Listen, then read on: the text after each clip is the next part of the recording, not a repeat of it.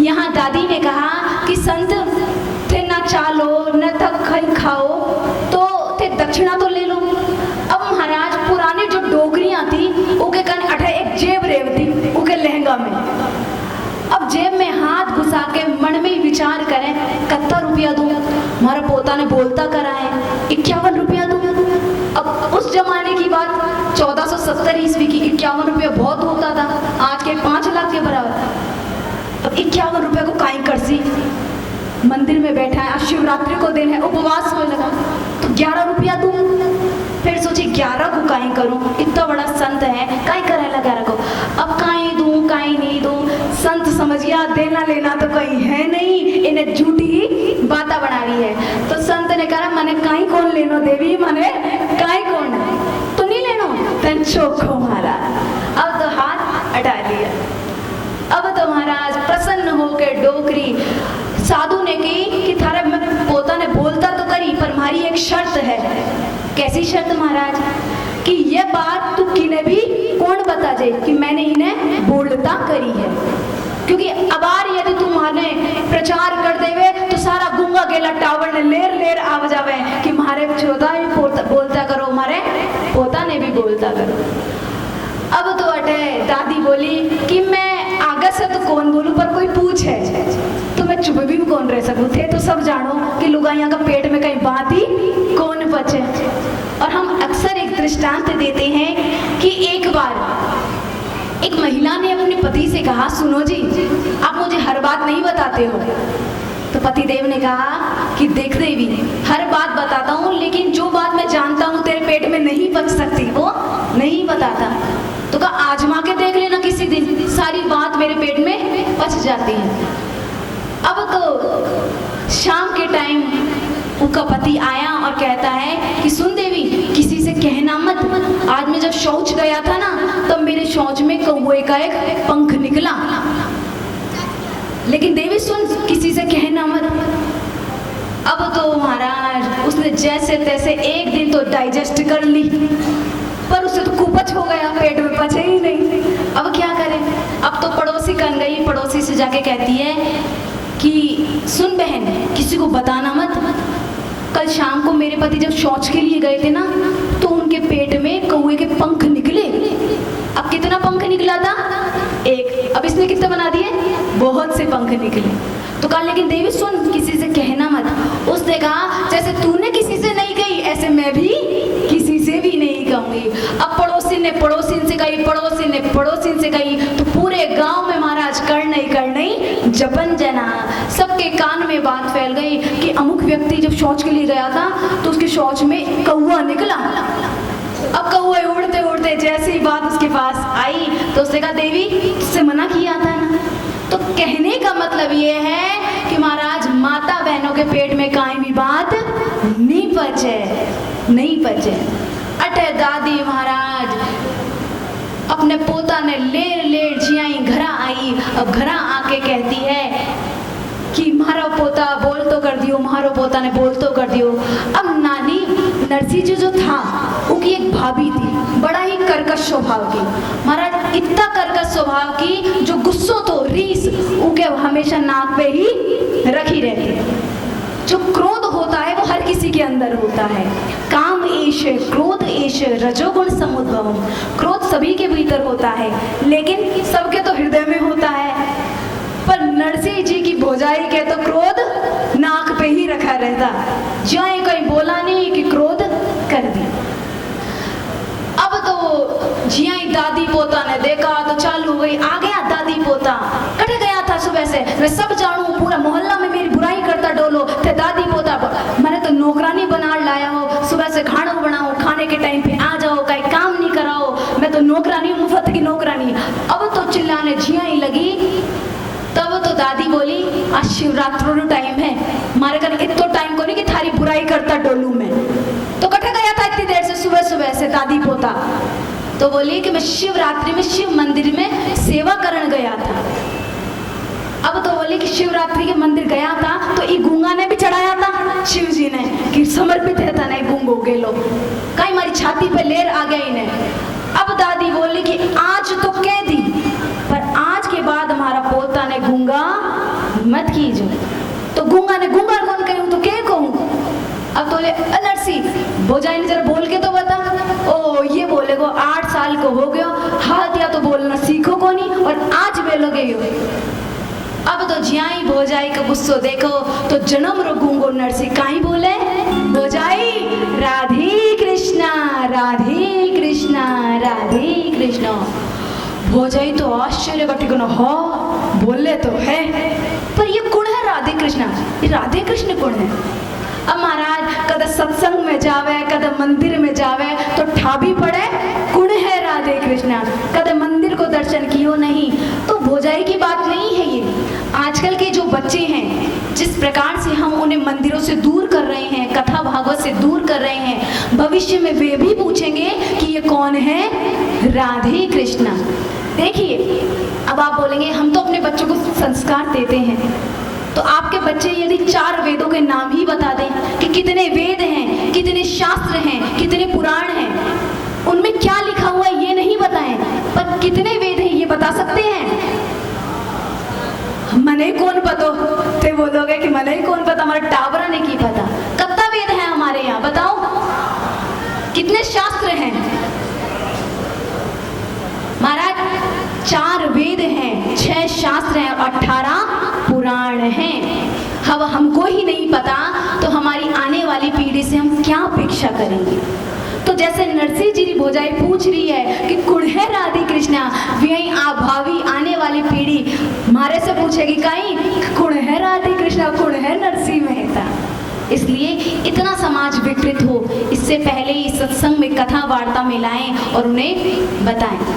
अब महाराज छोटो सो नरसी मेहता ने जो बोलता थे कि भोजाई तो बोली काई टोटका करा, काई पुरुष चरण कराया, काई यज्ञ कराया, काई अनुष्ठान कराया कि ये बोल तो हो गयो जन्म रोगोंगो नरसी मेहता। तब तो दादी बोली कि शिवजी रे मंदिर में एक बहुत बड़ा संत आया है और इतना सिद्ध संत है, इतना सिद्ध संत है कि जियो ही हाथ फेरा कान में मंत्र फूका तुम्हारो पोतो बोल तो कर दियो।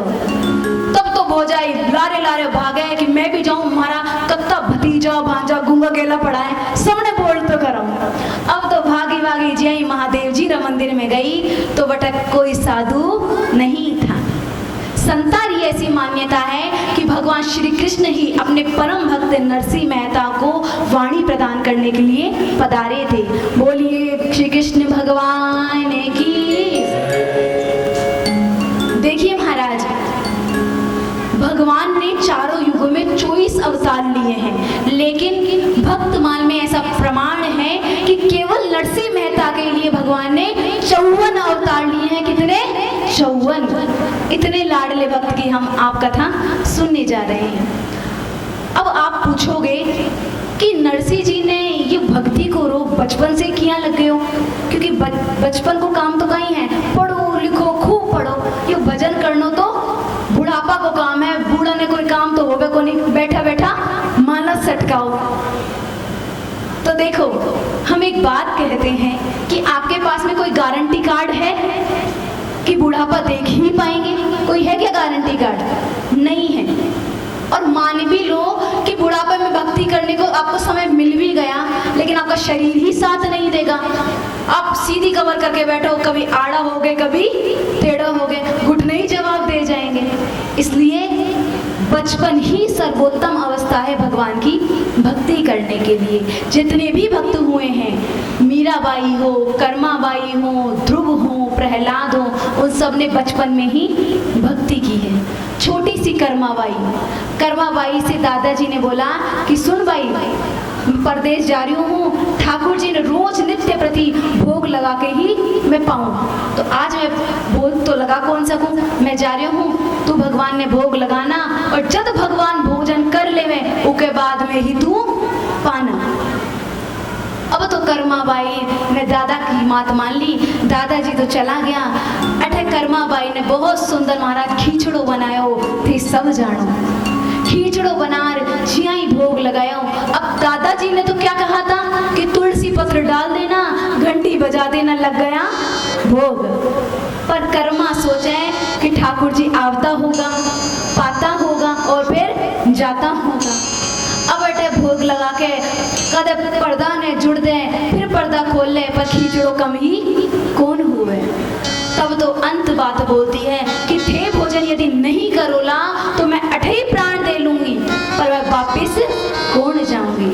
आइए कर्माबाई के महाराज इस भक्ति भाव में प्रवेश करें और कर्माबाई क्या बोलती है। बाबू माने बताई गयो पूजा गाँव गयो दूजा जिमो तो काई आट की कर्मा मारो ना यो ही छे मारो गाँव मैं बेटी बाबा माने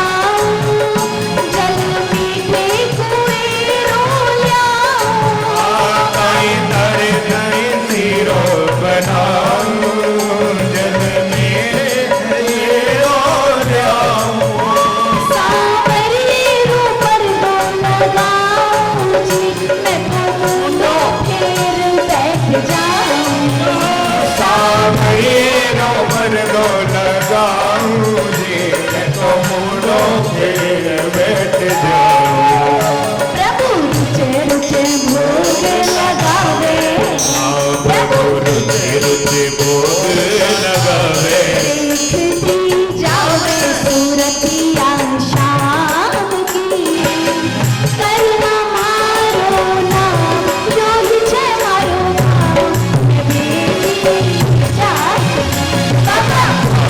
बधाई गयो पूजा गाऊं गयो दूजा सुनी तो मैया की। कर्मा मारो नाम यही छे मारो गाम मैं बेटी जानकी।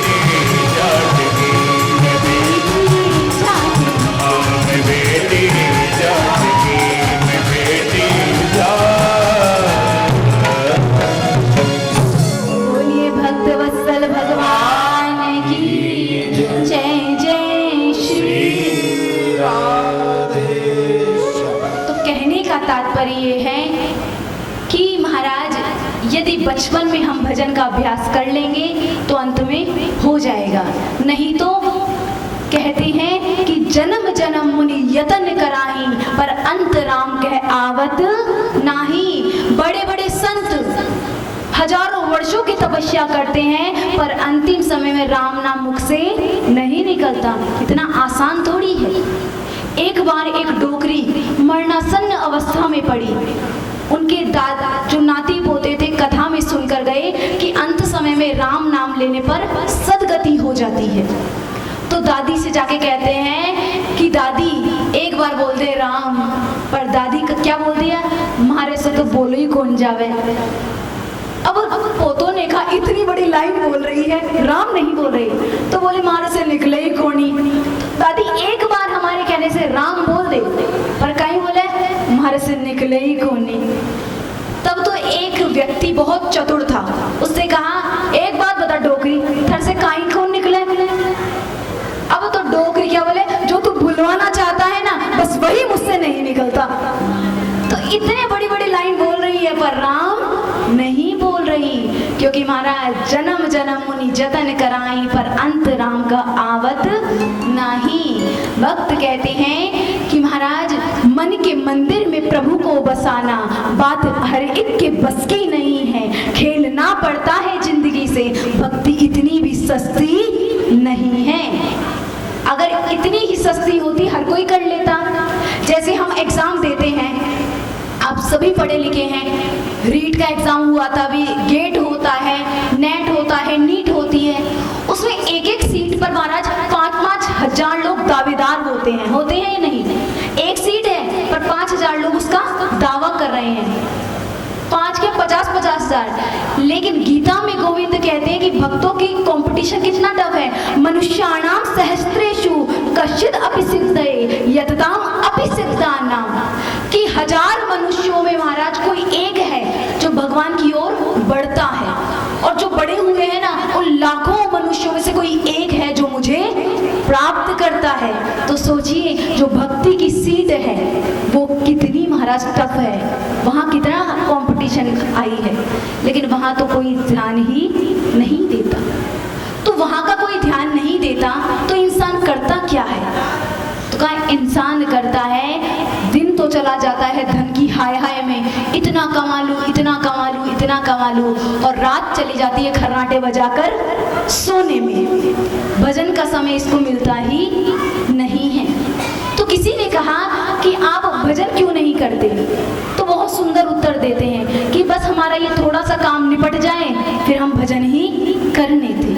जैसे एक किसी व्यक्ति से कहा संत ने कि सुन भजन किया कर, तो वो कहता है आपको भजन की पड़ी है, किराए के मकान में रहता हूँ, खुद का मकान हो तब भजन करने का आनंद है।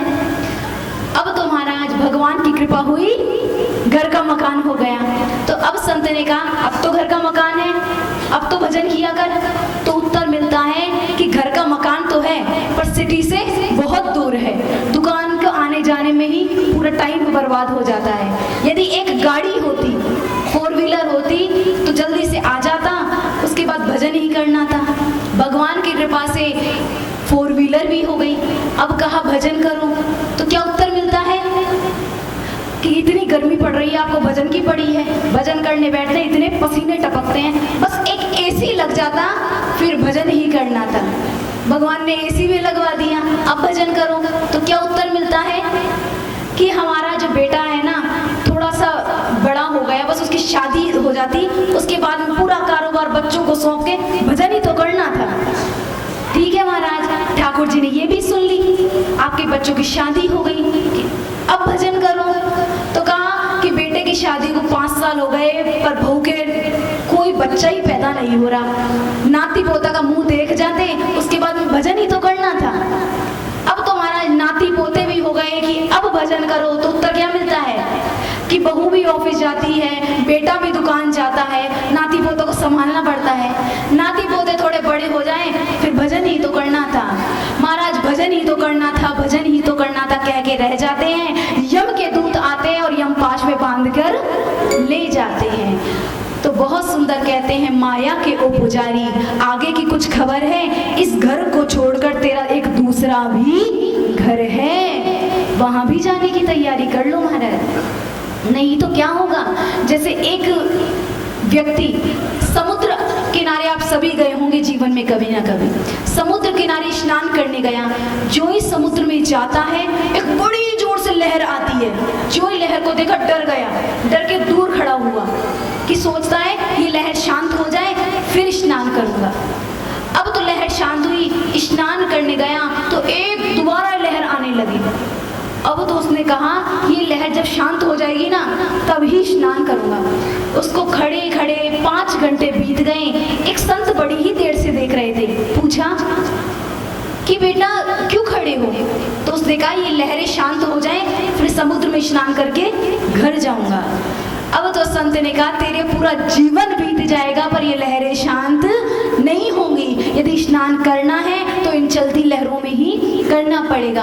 उसी प्रकार आप सोचें कि हमारे सारे काम धंधे सब से निवृत्त हो जाएं फिर भजन करेंगे तो महाराज पूरी जिंदगी बीत जाएगी पर फुर्सत का समय कभी नहीं मिलेगा।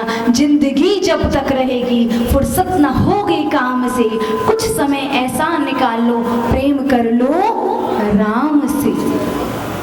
आप यहाँ आए हैं तो क्या पीछे से सारे कारोबार ठप पड़ गए हैं? सारे काम महाराज सुचारू रूप से चलते रहते हैं। ये एक जीव का भ्रम ही है, हम नहीं रहेंगे तो इसका क्या होगा, हम न रहेंगे तो उसका क्या होगा। बहुत सुंदर इस प्रकार बताया कि इसी प्रकार हमको यदि भजन करना है तो ये चलते काम धंधों में ही करना पड़ेगा। यहाँ नरसिंह जी महाराज खूब भगवान का भजन करें, सदैव राधे कृष्ण कृष्ण राधे कृष्ण राधे कृष्ण राधे कृष्ण। और कहते हैं कि जिसने वाणी दी है, अब उस वाणी से मैं उसी का गुणानुवाद सदैव करूंगा। सदैव राधे कृष्ण कहते रहते। अब अठन नरसिंह जी की दादी सोचती है कि मैं बैठी हूँ अत्ते में यो कर लूँ, मैं बैठी हूँ इतने में यो कर लूँ, मैं बैठी हूँ इतने में महाराज नरसिंह की ब्याह ही करा दूँ। मारे जाने के पश्चात तो कहीं पता ही कि भौजाई की ब्याह कराए कि कौन कराए। अब देखो बूढ़ा लोगों की यही आदत है, ये नहीं कि सारा भार सौंप के चल दे, पर कहीं करें कि मैं बैठी हूँ इतनी देर में यो कर लूँ, मैं बैठी हूँ इतनी देर में यो कर लूँ। घर वाला सोचे कि ये ऊपर जाए तब बेटी की शादी करें, और ये कहते हैं कि मैं तो तभी जाऊंगा जब दादी पोते की अपने ब्याह देख जाऊंगा। अब महाराज दादी ने बहुत सुंदर एक नागर कुल की कन्या जी को नाम तो माणिक गौरी उके सागे नरसिंह जी रो ब्याह करायो। इतनी गऊ कि कदे भी अपनी भौजाई को प्रतिकार नहीं करती। भौजाई खूब उल्टा सीधा बोलती, खूब चिल्लाती, पर वो कदे भी अपनी भौजाई को प्रतिकार नहीं करती। कपड़ा धो के चुई सुखाती, भौजाई पीछे से आती, सारा कपड़ा ने फिर गंदा कर देती, वो फिर सुखा देती। भौजाई खूब रीस करती, खूब गुस्सा करती, खूब बने बोलती, पर कदई प्रतिकार नहीं करती, सदैव चुप रहती। देखिए चुप रहने में बहुत फायदा है। कैसे? आप सभी चुप बैठे हैं तो आड़े टेढ़े हो सकते हैं, हंस सकते हैं, पानी पी सकते हैं। अब हम लगातार बोले जा रहे हैं, तो बोलने में बहुत नुकसान है, लेकिन चुप रहने में बड़े ही फायदे हैं। अब महाराज वो माणिक गौरी काई भी कौन बोले, सदैव चुप रहे, पूरो घर को काम नौकरारी की जिया करे। भगवान की कृपा से नरसिंह जी के 2 टाबर हुआ, एक बाई कुंवरी और छोरा को नाम तो श्यामल दास। 2 बच्चे हुए, छोरी को नाम तो बाई कुंवरी और महाराज जो टाबर था उसका नाम था श्यामल दास। वो टाइम कोई हारी बीमारी आई, हारी बीमारी में श्यामल दास तो चल बसा। जो छोटी छोरी थी उसको नाम रख दियो नानी बाई। अब नरसिंह जी भगवान की खूब भक्ति करें, तो कारण पूछा कि नरसिंह जी इतनी भक्ति क्यों करें? हम और आप तो नहीं करते इतनी भक्ति, क्यों? क्योंकि देखिए दिया घी बाती सब तैयार है, बस एक चिंगारी की ही आवश्यकता है। कोई कहता है कि तुलसीदास जी को यदि बहुत बड़ा संत बनाया तो बनाया उनकी पत्नी ने। यदि पत्नी बुरा नहीं बोलती, खरी खोटी नहीं सुनाती, तो तुलसीदास जी तो बड़ा भक्त नहीं बनता। तो यदि पत्नी के ही भला बुरा कहने से संत बनता तो आज घर घर में संत बैठा होता। लेकिन तुलसी जी के संस्कार तो पूर्ववत ही थे, बस महाराज चिंगारी की आवश्यकता थी, जो पत्नी के वचन ही चिंगारी बन गई। नरसिंह मेहता के पूर्व जन्म की कथा आती है कि पूर्व जन्म में नरसिंह मेहता थे राजा मुचकुंद। एक बार बहुत सुंदर देवासुर संग्राम हुआ, राक्षसों और देवताओं के बीच में बहुत भारी युद्ध हुआ। राजा मुचकुंद बड़े ही प्रतापी राजा थे, तो देवताओं के पक्ष से युद्ध करने के लिए गए और खूब युद्ध किया। युद्ध में जैसे ही देवताओं की विजय हुई तो महाराज समस्त देवताओं ने मिलकर राजा मुचकुंद से कहा कि आप कुछ वरदान मांग लीजिए। तो राजा मुचकुंद ने वरदान स्वरूप मांगा कि आप तो यही वरदान दीजिए कि मैं बहुत दिनों से सोया नहीं हूँ, मैं सो सकूं। तो राजा मुचकुंद ने सोने का आशीर्वाद मांगा, एक गुफा प्रदान कर दी देवताओं ने, कहा इसमें जाकर विश्राम कीजिए, जो भी आपकी नींद में विक्षेप डालेगा आप उसकी तरफ देखेंगे वो जलकर भस्म हो जाएगा। इस प्रकार देवताओं ने बहुत सुंदर आशीर्वाद दिया, देवता चले गए, राजा मुचकुंद यहाँ सो गए। अब कथा आती है कि द्वारिकाधीश और जरासंध दोनों का युद्ध हो रहा था। दोनों के युद्ध में एक दिन जरासंध जब भगवान श्री कृष्ण के ऊपर 18वीं बार आक्रमण करने आया तो कुछ ब्राह्मणों को बैठा आया कि हमारी विजय की आकांक्षा से तुम युद्ध करो और यही युद्ध में मांगो कि हमारी विजय हो। यदि हमारी विजय होगी तो आपको खूब आभूषण मिलेंगे, और यदि हम हार गए तो सबकी गर्दन काट काट के इस हवन में स्वाहा कर देंगे। अब तो सभी ब्राह्मणों को अनुष्ठान पे बैठा आया। यहाँ पर भगवान श्री कृष्ण और जरासंध का युद्ध होना प्रारंभ हुआ। भगवान ने सोचा यदि मैं इस बार नहीं हारा तो जरासंध समस्त ब्राह्मणों को मृत्यु के घाट उतार देगा। अब तो भगवान रण छोड़कर ही भाग गए। जो ही युद्ध भूमि छोड़कर गए, भगवान का नाम बढ़ गया रणछोड़ भगवान। भगवान तो रण छोड़ के भागे। पीछे एक राक्षस जिसका नाम था कालयवन, आगे आगे भगवान श्री कृष्ण पीछे पीछे कालयवन भागे और भगवान जो मुचकुंद जिस गुफा में सो रहे थे उस गुफा में चले गए। अपना पीतांबर उतारा और राजा मुचकुंद के ऊपर डाल दिया। यहाँ कालयवन ने सोचा कि देखो इस भगोड़े को, भाग कर आ गया और पड़ा हुआ है। एक जोर की लात जमाई और जो ही जमाई तो जो राजा मुचकुंद थे जो सो रहे थे उनकी निद्रा टूटी और जैसे ही कालयवन को देखा तो कालयवन का गोविंदाय नमो नमः तत्काल भस्म हो गया। जो ही भस्म हुआ तब तो भगवान श्री कृष्ण पीछे से निकल के आके कहते हैं कि राजा मुचकुंद आपका बहुत बहुत आभार। राजा मुचकुंद ने भगवान श्री कृष्ण की छवि को देखा तो पूछते हैं कि भगवान ये राक्षस कौन था? तो कहते कालयवन था और तुमने इसे मारकर हमारी बहुत बड़ी सहायता की है। राजा मुचकुंद से कहते हैं वरदान मांग लो। तब राजा मुचकुंद कहता है कि आपको यदि देना है तो अपनी भक्ति ही हमें प्रदान कर दीजिए। तब भगवान ने कहा कि अब तो तुम्हारा समय पूरा हो गया है, अब तो तुम मृत्यु को प्राप्त हो जाओगे, लेकिन अगले जन्म में तुम बहुत बड़े भक्त बनोगे और मेरी भक्ति का तुम प्रचार करोगे। तो वही राजा मुचकुंद कलयुग में नरसिंह मेहता बनकर आए जिन्होंने भक्ति का खूब प्रचार किया। नहीं तो श्रीमद् भागवत में लिखा हुआ है, भक्ति महारानी वर्णन करती है कि मैं पैदा तो कर्नाटक में हुई, महाराष्ट्र में बड़ी हुई, लेकिन जैसे ही मैं गुजरात में आई तो महाराज मैं जीर्ण शीर्ण हो गई। तो भक्ति जब गुजरात में आई तो उसकी बड़ी दुर्दशा हुई, लेकिन जब से गुजरात प्रांत में नरसिंह मेहता का प्राकट्य हुआ तब तो सभी बोलने लगे जय श्री कृष्णा जय श्री कृष्णा जय श्री कृष्णा। भक्ति का खूब प्रचार किया। तो कहने का मतलब ये है कि महाराज घी बाती रुई ये सब तैयार है, बस एक चिंगारी की ही आवश्यकता है। भक्तिमती मीरा के बारे में कहते हैं कि जो मीराबाई थी ये पूर्व जन्म में माधवी नाम की गोपी थी, बरसाने में रहती माधवी नाम की गोपी। अब महाराज माधवी नाम की गोपी का विवाह जब वृंदावन के किसी ग्वाले से हुआ तब तो माधवी की माता कहती है सुन तू वृंदावन तो जा रही है, वृंदावन में एक ग्वाला रहता है उससे बच के रहना, जो भी उसका दर्शन करता है वो अपने पति को छोड़कर पुत्र को छोड़कर उसका दीवाना हो जाता है। माधवी को खूब समझाया कि वो दिख जाए कहीं तो घूंघट काट लेना, अपना अंग उसको दिखने मत देना। इस प्रकार समझाया। माधवी का महाराज गौना हुआ, जो ही विदाई हुई तो मार्ग में रोक ली डोली। अब जो ही डोली को रोका तब तो पूछा गया कौन है जिसने डोली रोकी है? तब तो आवाज आती है हमारा नाम है कन्हैया, और यहाँ से कोई भी नई बहू जाती है वो सबसे पहले हमको ही मुंह दिखाती है। माधवी ने जैसे ही सुना कन्हैया तब तो अपने पूरे अंगों को ढाक लिया कि कन्हैया हमारे दर्शन नहीं कर ले। अब तो कन्हैया ने जाके खूब मुंह देखने की कोशिश की पर महाराज दिखे ही नहीं। अब तो यहाँ कन्हैया ने चल दिए, घर पे आई माधवी नाम की गोपी, मुंह दिखाई की रस्म हुई, सभी को मुंह दिखा दिया, पर जो ही कन्हैया मुंह देखने आए पर माधवी नाम की गोपी ने मुंह नहीं दिखाया। अब तो कन्हैया को इतना गुस्सा आया और कहा सुन गोपी, अब तक हम तरस रहे थे तेरा चेहरा देखने के लिए, पर अब हम कहते हैं कि तू तरसेगी हमारा चेहरा देखने के लिए, हम कभी अपना मुख नहीं दिखाएंगे।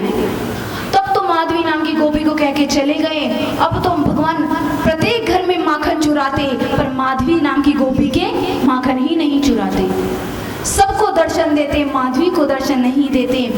एक दिन की बात, जब इंद्र ने प्रकोप किया, इंद्र ने 7 दिन तक बरसात की, तब भगवान ने गिरिराज पर्वत को उठाया, समस्त ग्वाल वाल उस गिरिराज के नीचे आए।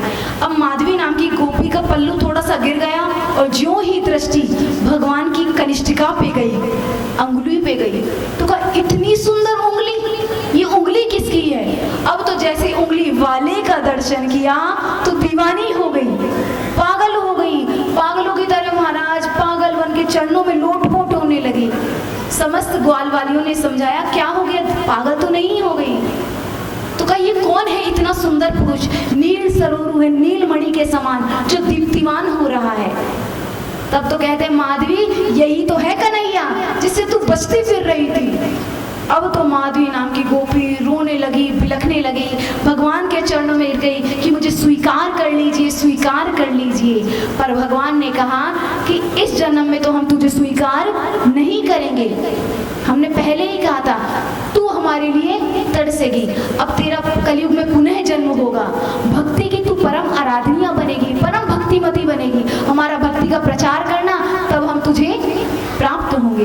तो वही माधवी नाम की गोपी कलयुग में मीराबाई बनी, जिन्होंने महाराज कुल की समस्त मर्यादाओं को ताक पे रख दिया कि इस मर्यादा ने पहले मुझे भगवान से अलग कर दिया था, इस बार मैं चूकूंगी नहीं, इस बार मैं भगवान को प्राप्त करके ही रहूंगी। तब तो महाराज संतों के साथ नाचती गाती अपनी समस्त कुल परंपरा को ताक पे रख दिया।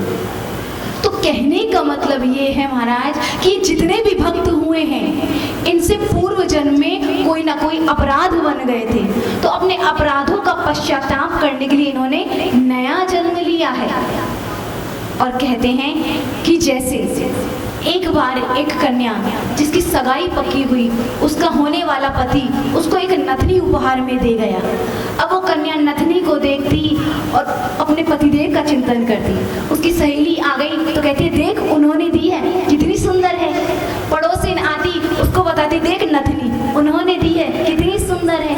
तो बार बार उसका चिंतन करती। कबीर दास जी देख रहे थे।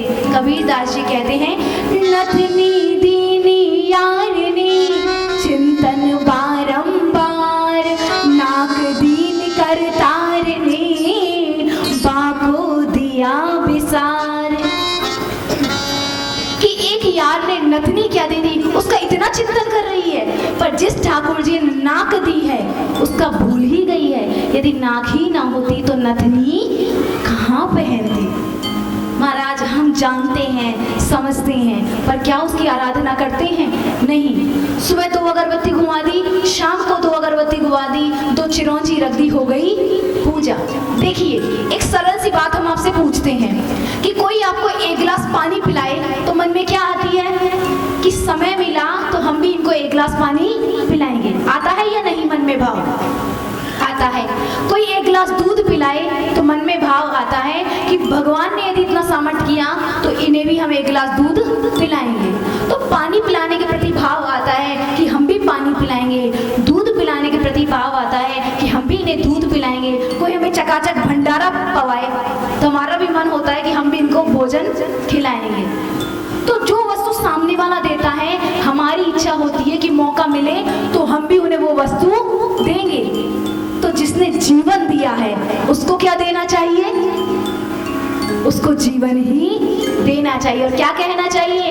जीवन है तेरे हवाले मुरलिया वाले, जीवन है तेरे हवाले मुरलिया वाले, जीवन है तेरे हवाले मुरलिया वाले, जीवन है तेरे हवाले मुरलिया वाले। हाँ हाँ मुरलिया वाले, ओ मुरलिया वाले, हाँ मुरलिया वाले, ओ मुरलिया वाले, जीवन है तेरे हवाले मुरलिया वाले, हाँ जीवन है तेरे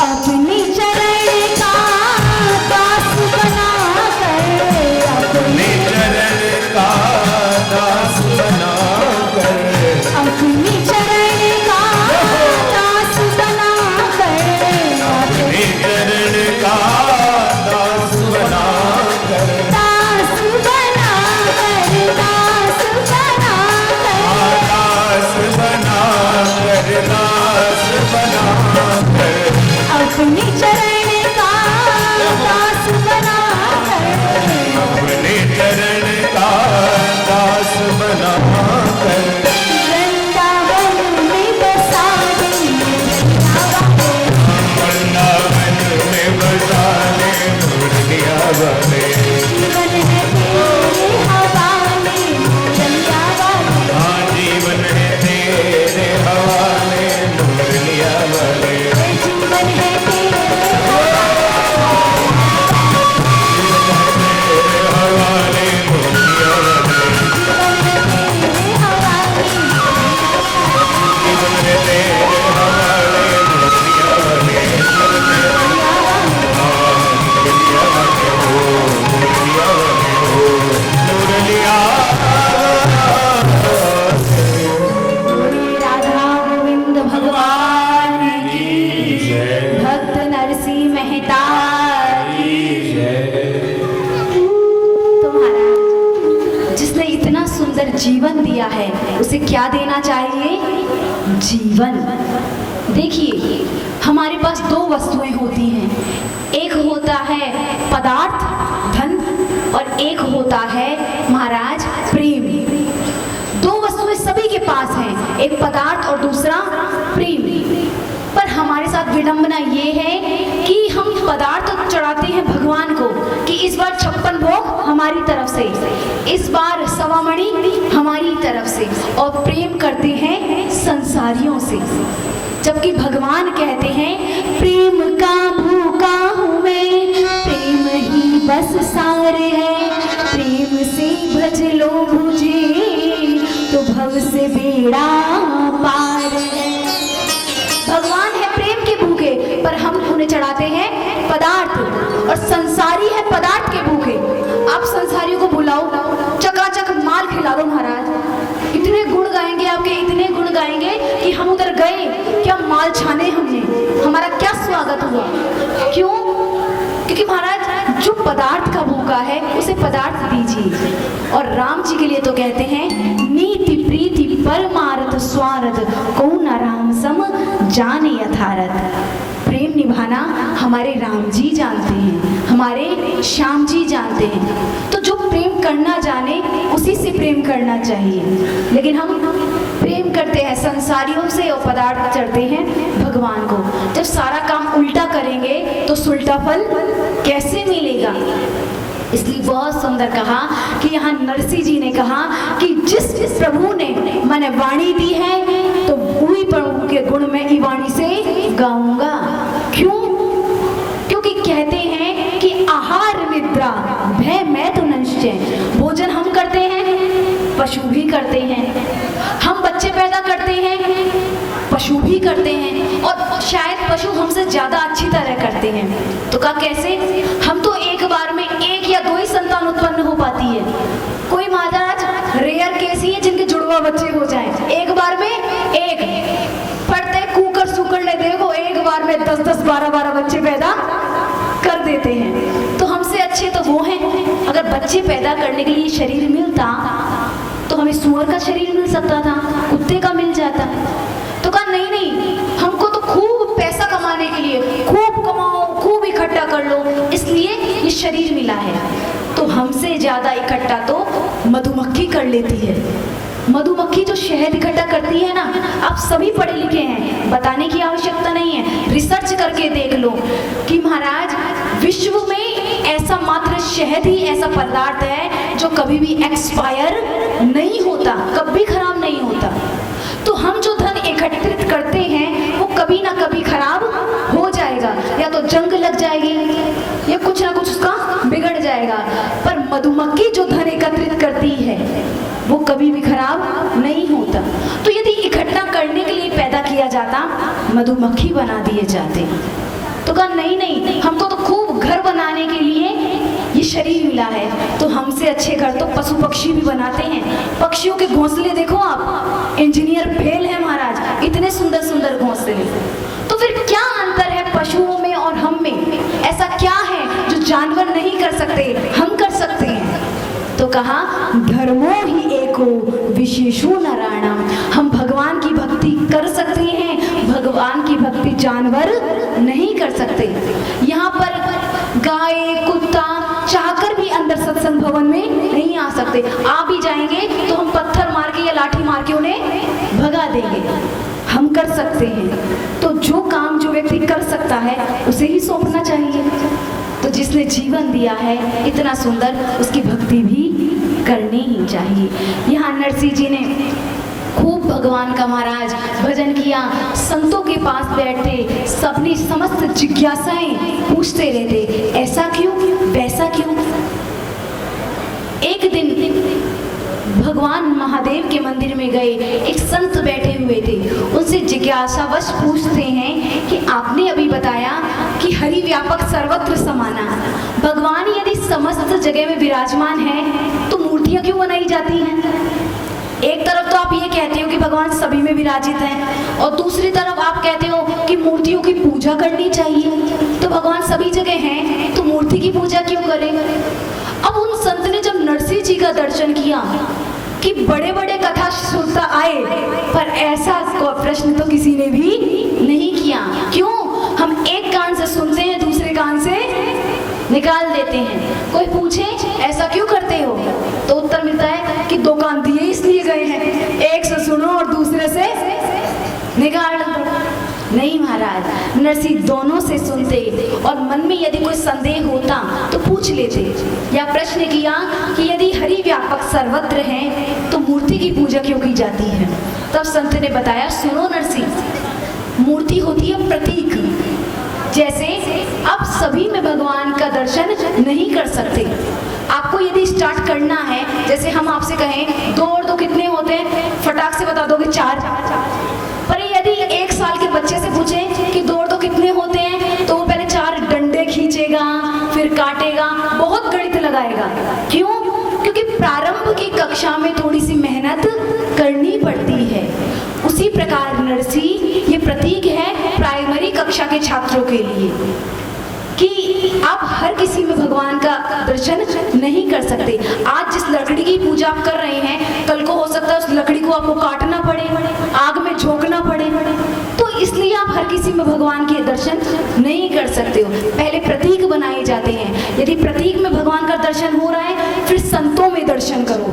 संतों में भी अब भगवान का दर्शन हो रहा है, तो अब आप समस्त देहधारियों में भगवान का दर्शन करो। नरसिंह जी की बात समझ में आ गई। फिर कहा कि महाराज एक और प्रश्न पूछूं? तो कहा पूछिए, 1 या 2 पूछिए। तो कहा आप एक तरफ तो कहते हैं कि भगवान ने अनेकों लीलाएं की हैं, तो फिर तीर्थों का महत्व क्यों है? हम तीर्थों में क्यों जाएं? जब भगवान ने प्रत्येक जगह अवतार लिया है, सकल भूमि गोपाल की, जब समस्त भूमि गोपाल की है, तो तीर्थों में जाने का महत्व क्यों है? तीर्थों की महिमा अधिक क्यों है? इस प्रकार प्रश्न किया तो उत्तर दिया कि तीर्थों का महत्व इसलिए है कि किसी तीर्थ विशेष में भगवान का अवतार हुआ है, भगवान ने वहाँ लीलाएं की हैं। जिस जगह भगवान ने लीला करी उस जगह भगवान का तीर्थ बन गया, उस जगह भगवान प्रतिष्ठित हो गए। और कथा आती है डाकोरनाथ भगवान की। डाकोरनाथ का नाम आपने सबने सुना होगा। गुजरात के पास में एक जगह है डाकोरनाथ। उसकी कथा बताते हुए संत कहते हैं, सुन नरसिंह, ध्यान से सुनना, कि एक गृहस्थ ब्राह्मण भक्त थे। उनका नित्य का नियम एकादशी के दिन, नित्य प्रति एकादशी, हर एकादशी को द्वारिकाधीश के मंदिर में आए, दर्शन करें, पूरी रात कीर्तन करें और सुबह अपने घर को लौट जाएं। अब तो हर एक एकादशी का ये नियम, जवानी में तो ये नियम निभ गया, पर ज्यों ही बुढ़ापा आया अब तो जर्जर अवस्था हो गई। बैलगाड़ी पर बैठ के आए जैसे तैसे और द्वारिकाधीश से कहते हैं, द्वारिकाधीश इस बार तो मैं आ गया, लेकिन अब अगली बार मैं आ सकता हूँ, इसके बारे में मैं नहीं कह सकता। द्वारिकाधीश ने मन ही मन कहा कि सुनो ब्राह्मण, तुम नहीं आ सकते पर हम तो तुम्हारे साथ चल सकते हैं। तो ऐसा करो, हमें उठाकर तुम डाकोर धाम ले चलो अपने घर में। यहाँ वो गरीब ब्राह्मण कहता है कि प्रभु यदि मैं आपको लेके जाऊंगा तो द्वारिकाधीश के जितने पंडित पुजारी हैं मार मार के मुझे छठी का दूध याद दिला देंगे। भगवान ने कहा जब रात्रि में सब सो जाएं तब उठना और चुपचाप मुझे यहाँ से ले चलना। यहाँ रात्रि की जब 3 बजे तब वो गृहस्थ ब्राह्मण सोचता है कि ठाकुर जी को लेकर जाऊं या नहीं लेकर जाऊं। लेकर जाऊंगा तो वो साधु मुझे बहुत पीटेंगे, मेरे को तो जान से मार डालेंगे। फिर वो ब्राह्मण कहता है एक ना एक दिन तो मरना ही है, तो जीना तो है उसी का जिसने ये राज जाना है, काम आदमी का औरों के काम आना।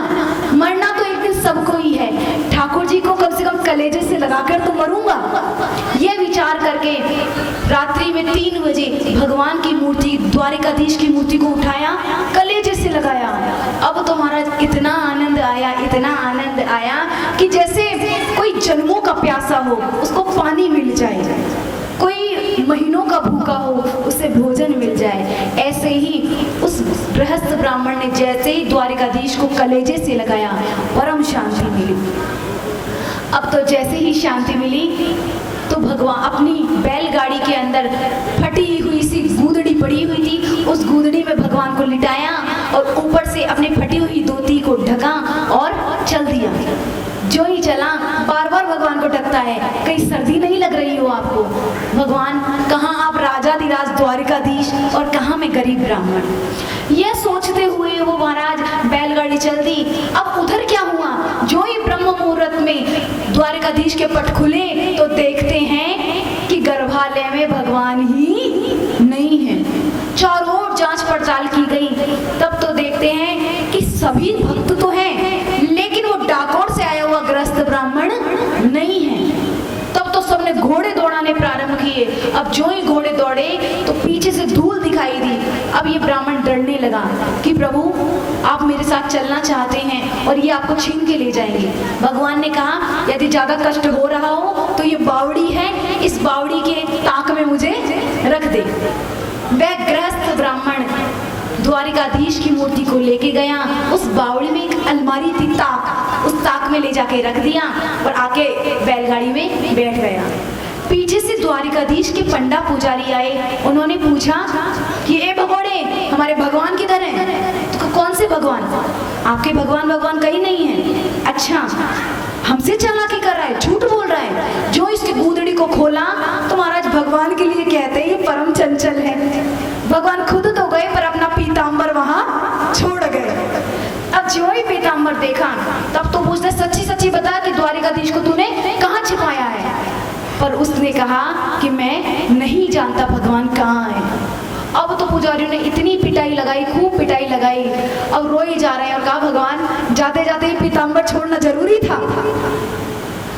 भगवान को कोसे जा रहा है, पीटे जा रहा है, पर उसने मुंह से एक बार भी नहीं कहा कि भगवान बावड़ी में। पीटते पीटते लहूलुहान जब वो ब्राह्मण हो गया तब आकाशवाणी हुई कि पीट तुम इस ब्राह्मण को रहे हो पर दर्द मुझे हो रहा है। मैं यहाँ बावड़ी की ताक में हूँ और देखो बावड़ी का पानी पूरा रक्त रंजित हो गया है। सारे ब्राह्मण दौड़े दौड़े आए और देखा तो द्वारिकाधीश की मूर्ति में से रक्त निकल रहा था और बावड़ी का पानी पूरा लाल हो गया था। तब तो भगवान कहते हैं कि मैं इस ब्राह्मण के साथ जाना चाहता हूँ और तुम्हें यदि द्वारिकाधीश के मंदिर में मूर्ति स्थापित करनी है तो अगली एकादशी को आना, यहाँ पे एक मूर्ति और मिलेगी, उसे प्रतिस्थापित कर देना। तब तो भगवान उस गृहस्थ ब्राह्मण के साथ गए, उसे टूटी हुई छपरी में मंदिर बनाया, डाकोर नाथ जी को बिठाया और खूब सेवा पूजा करने लगा। अगली एकादशी को उस बावड़ी में से भगवान प्रकट हुए जो आज द्वारिकाधीश में विराजित है। जो वास्तव में द्वारिकाधीश है वो तो डाकोर नाथ जी के रूप में विराजित है और जो अभी है मूर्ति वो महाराज बाद में बावड़ी में से निकली थी। बोलिए भक्त वत्सल भगवान की। तो कहने का मतलब ये है कि डाकोर नाथ की महिमा क्यों बढ़ी, क्योंकि भगवान ने इतनी सुंदर वहाँ लीला करी। किसी भी तीर्थ की महिमा तब बढ़ती है जब भगवान ने वहाँ लीला की हुई रहती है। और हम अक्सर कहते हैं, देखिए आप सभी व्यापारी व्यक्ति सब जानते हैं कि हर जगह हर व्यापार चलता नहीं है, हर जगह हर फसल अच्छी उत्पन्न नहीं होती। केसर कश्मीर में जितनी अच्छी होती है उतनी जयपुर में अच्छी पैदा पहली बात तो होगी नहीं पैदा, और यदि जबरदस्ती पैदा कर भी दे तो उतनी अच्छी नहीं होगी। सेब जितना हिमाचल में पैदा होता है मीठा अच्छा, उतना कहीं और पैदा नहीं होता। तो हर भूमि की अपनी अलग एक उपयोगिता होती है। तो उसी प्रकार ये जो भक्ति का अंकुर है, भक्ति की फसल है, ये जितनी तीर्थों में हरी भरी होती है उतनी हरी भरी कहीं और नहीं होती। इसलिए महाराज वृंदावन का, काशी का महत्व बताया गया। क्यों? क्योंकि तीर्थों का मतलब ये है वहाँ भगवान की भक्ति करनी नहीं पड़ती, वहाँ भगवान की भक्ति होती है। आप तीर्थों में गए, वृंदावन गए, तो वहाँ के रिक्शे वाले क्या बोलते हैं? राधे राधे राधे राधे। हटने के लिए साइड होना नहीं कहते, क्या कहते हैं? राधे राधे राधे। और वहाँ दीवारों पे देखो क्या लिखा हुआ है? राधे राधे। तो जहाँ दृष्टि जाएगी वहाँ राधे, जहाँ कर्ण जाएंगे वहाँ राधे, जहाँ वाणी जाएगी वहाँ राधे राधे।